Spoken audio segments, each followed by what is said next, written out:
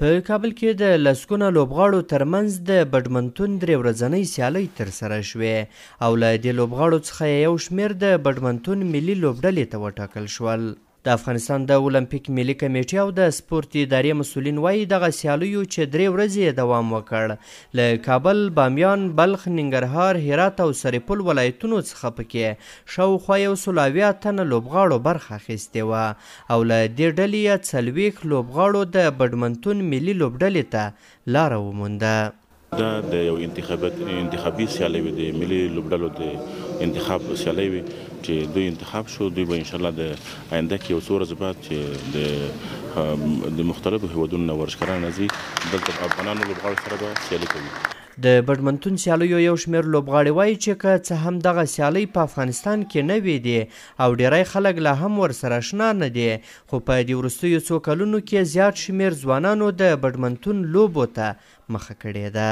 ما لاړ هلته مې پارک کې بازي شروع کړه چې زموږ کوچ هلته موږ تمرین راکړه.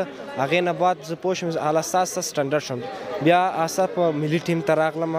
لوبې باید پر هر ولایت کې عملي شو. تر اوسه الحمدلله ډېر ولایتو کې چې موږ سره فعال دي او بیډمنټن هلته یو سهم لري. هلته موږ تللي زموږ یو ټیم تللی او هلته یې لوبې ترسره کړي دي هر ټیم لپاره، ولایت لپاره. انعام الله فقیري چې په دغه سیالیو کې لومړی مقام ګټلی وایي چې هیله لري په نړیواله کچه د هیواد لپاره لوبې وکړي او دغه راز په هیواد کې د بدمنټون لوبه د ځوانانو ترمنځ دود شي. ما مدت 3 روز از اینجا بازی میکنم. زما 3 ورځې کېږي چې دلته لوبه ترسره کوم او نن په دې وتوانېدم چې په دغه سیالیو کې لومړی مقام ترلاسه کړم. زه د دې هیله لرم چې د بدمنټون سیالۍ په ټول هیواد کې دود کړل شي او د هیواد هرې برخې ته ورسیږي. دغه لوبغاړي له حکومت څخه غواړي چې د دوی لپاره د لوبو د میدانونو او د لوبو اړوند توکو په ورکړه کې مرسته وکړي او دوی ته اړینې اسانتیاوې رامنځته کړي. ستونزې نو اقتصادي مشکلات هم سه، جمنازیم د تمرین ځای هم نسته او دولت څخه مو دا خواهش دی چې د ملي ټیم غړو ته معاش تعیین کړي. د یادونې وړ ده چې بدمنټون یوه نړیواله لوبه ده خو په افغانستان کې د دود کېدو یوازې د ګوتو په شمېر کلونه کېږي.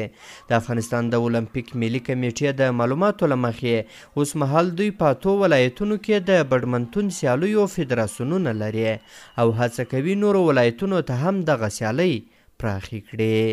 احسان الله کریمي، CGTN پښتو، کابل.